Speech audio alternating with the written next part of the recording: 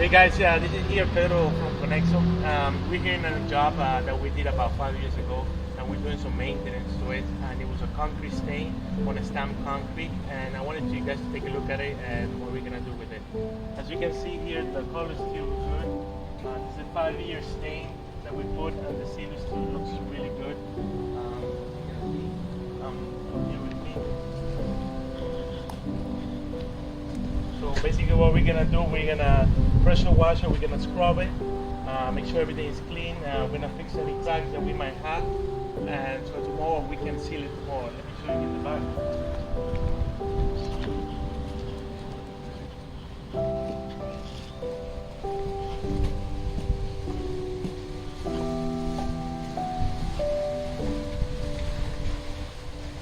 This was a concrete pour that we poured also, and then we did a yellow stain, and we're gonna clean it too, and then we're gonna fix any cracks, and we're gonna seal it again. So hopefully it comes out great.